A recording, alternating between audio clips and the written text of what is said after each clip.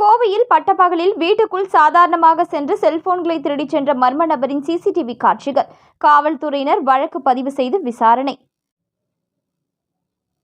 கோவை துடியலூர் கவுண்டம்பாளையம் போன்ற பகுதிகளில் கடந்த சில நாட்களுக்கு முன்பு தனித்தனியாக இருக்கும் தனியார் குடியிருப்பு பகுதிகளில் உள்ள வீடுகளில் பட்டப்பகலில் மர்ம நபர்கள் வீடுகளில் இருந்த பூட்டை உடைத்து தொடர் திருட்டில் ஈடுபட்ட சம்பவம் அரங்கேறியுள்ளது.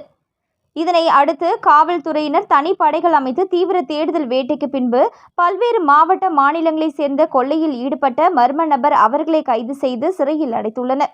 இதைத் தொடர்ந்து கோவை மாநகர பகுதியில் வீடுகளுக்குள் புகுந்து திருட்டுச் சம்பவங்கள் குறைந்த நிலையில் தற்பொழுது மீண்டும் திருட்டுச் சம்பவங்கள் அதிகரிக்க துவங்கியுள்ளது.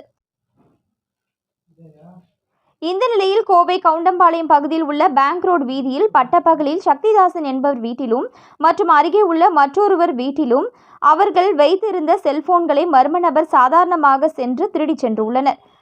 அடுத்தடுத்து வீடுகளில் திருடப்பட்ட சம்பவத்தை அடுத்து அவர் வீட்டின் எதிரே உள்ள ஒரு வீட்டில் பொருத்தப்பட்டிருந்த கண்காணிப்பு கேமராக்களை பார்த்தனர்.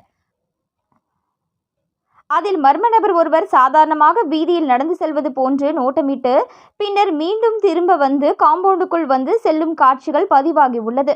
யார் அவர் என்பது பற்றி அப்பகுதியில் யாருக்கும் தெரியவில்லை. இதனால் அப்பகுதியில் மீண்டும் திருட்டுச் சம்பவங்கள் நடைபெறலாம் என அச்சமடைந்த சக்திதாசன் அந்த கண்காணிப்பு கேமரா காட்சிகளை கொண்டு கவுண்டம்பாளையம் காவல் நிலையத்தில் புகார் அளித்துள்ளார்.